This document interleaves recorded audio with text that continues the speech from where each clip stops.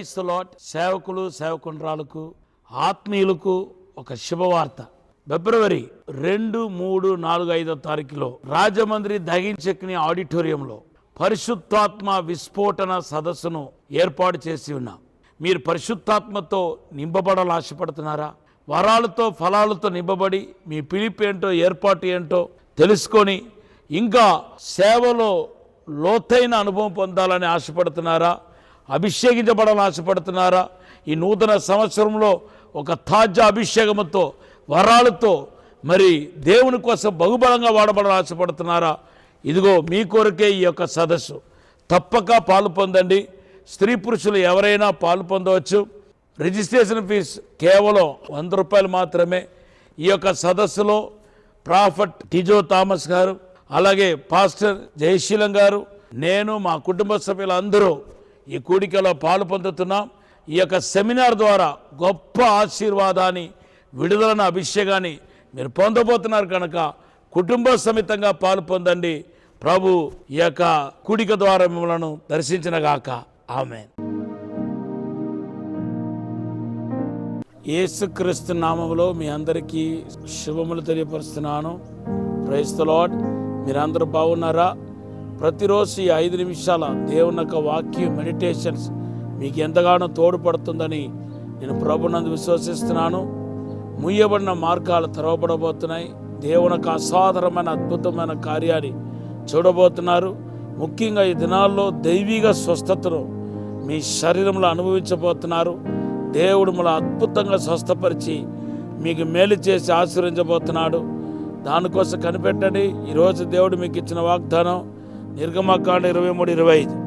దేవుడు బిడ్డలారా, పరిశుద్ధ గ్రంథంలో సొలొమోను కంటే గొప్పవాడు మన యేసు ప్రభు అనే విషయాన్ని మనం చూస్తున్నాం.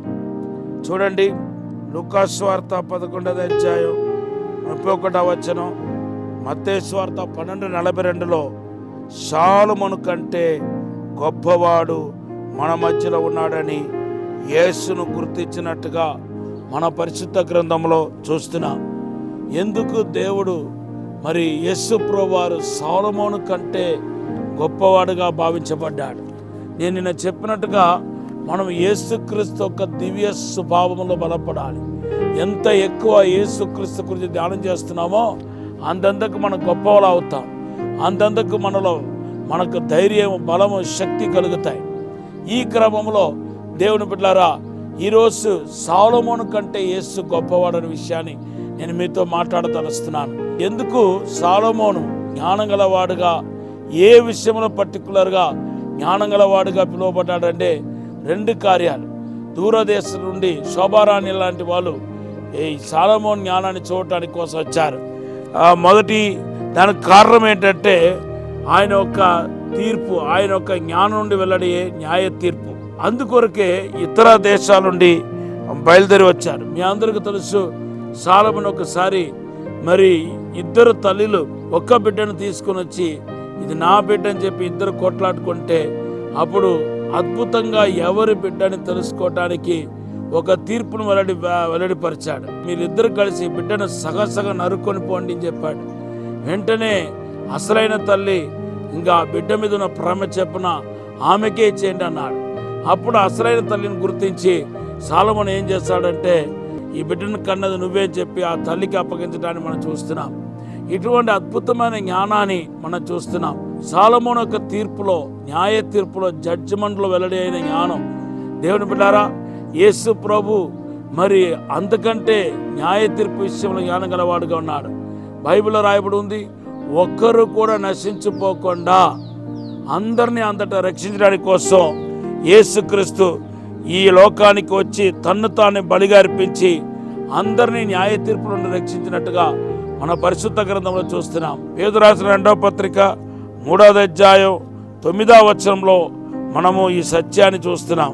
తర్వాత దేవుని బిడ్డలారా, ఆయన అంటున్నాడు, నేను ఎవరిని న్యాయం తీర్చను, నేను పలికిన మాటలే మిమ్మలను న్యాయం తీరుస్తుంది అంటున్నాడు. ఇది చూడండి, యేసుక్రీస్తు ఒక న్యాయ తీర్పుని చూడండి. I'm not going to judge anyone, నేను పలికే మాటలే మిమ్మలను న్యాయం తీరుస్తాయని చెప్పి యోహాను సువార్త 12వ అధ్యాయం 48వ వచనంలో మనం చూస్తున్నాం. అంటే దేవుని యొక్క వాక్యాన్ని అంగీకరించలేని వాడు న్యాయ తీర్పుకు లోనవుతాడని మనం చూస్తున్నాం. మూడవదిగా మనం చూస్తే రోమాపత్రిక 8:1 యేసుక్రీస్తునందు ఉన్నవాడికి ఏ శిక్షా విధి లేదని రాయబడి ఉంది.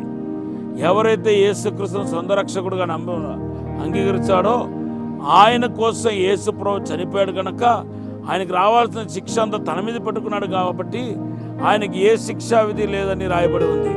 చివరిగా మనం చూస్తే యేసుక్రీస్తు యొక్క న్యాయ తీర్పుల్లో వెల్లడైన జ్ఞానాన్ని బట్టి మనం చూస్తే దేవుని బిడ్డలారా, మనము మనుషులుగా ఆయన పలికే మాటలు న్యాయం తీర్చదంట. మనం పలికిన మాటలు మన న్యాయ తీర్పులోనికి తీసుకెళ్ళబోతున్నాయి. ఒక మనిషిని వెర్రివాడని మనం చెప్తే గనక సహోదర ప్రేమను కోల్పోయి ఒక మనిషిని మనము వెర్రివాడని పలికితే గనక మన న్యాయ తీర్పులోనికి వెళ్తామని మత్తయి సువార్త 5:22 వచనంలో ఆయన బోధ చేశాడు. అంతేకాదు ఆయన న్యాయ తీర్పుని బట్టి మాత్రం కాదు, ఆయన సొలొమోను జ్ఞానం కంటే గొప్ప జ్ఞానం గలవాడుగా పిలవటానికి అది ఒక్కటే కాదు. రెండవది కారణం ఏంటంటే సొలొమోను జ్ఞానాన్ని దేవుని నుండి పొందుకున్నాడు. మొదటి రాజుల గ్రంథం 4:32 వచనంలో చూస్తున్నాం. అయితే యేసుక్రీస్తు మాత్రం ఆయనే జ్ఞానమై ఉన్నాడని మనము కొలొస్సీ పత్రిక 2:3-4 వచనంలో మనం చూస్తున్నాం. కనుక యేసుక్రీస్తు జ్ఞానం కలిగిన సొలొమోను కంటే గొప్పవాడని చెప్పటంలో ఎటువంటి సందేహం లేదు. ఆ గొప్పవాడు, ఆ గొప్ప దేవుడు నీలో ఉన్నాడనే విషయాన్ని మర్చిపోవద్దు. ఇప్పుడు ఒక చిన్న ప్రార్థన చేస్తాను. పరిశుద్ధము నమ్మకమైన పరలోక తండ్రి, మమ్మల్ని క్షమించి మన్నించి పరిశుద్ధపరిచి శుద్ధీకరించమని నీ అసాధారణమైన అద్భుతమైన కార్యాన్ని మా జీవితంలో జరిగించమని వర్ధల చేయమని తోడుగా ఉండి మమ్మల్ని అభిషేకించమని యేసు నామములో అడిగి వేడుకుంటున్నాము తండ్రి. ఆమేన్, ఆమేన్, ఆమేన్. Have a blessed day. God bless you.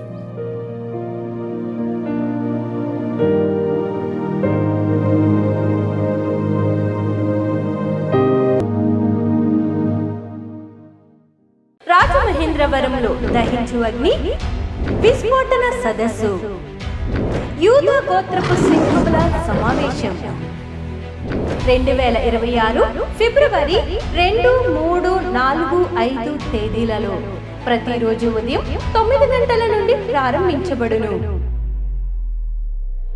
ముఖ్య ప్రసంగికులు ప్రవక్త టీజో థామస్ గారు కేరళ, డాక్టర్ జయశీలన్ గారు చెన్నై, డాక్టర్ థామస్ గారు, డాక్టర్ శివ థామస్ గారు దహించు అగ్ని మినిస్ట్రీస్ రాజమహేంద్రవరం. రిజిస్ట్రేషన్ ఫీజు 100 రూపాయలు మాత్రమే. దూర ప్రాంత ప్రజలకు భోజనం మరియు వసతి సదుపాయం కలదు.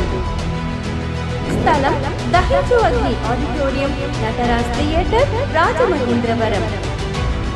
మరిన్ని వివరాలకు 9494940072 మరియు 73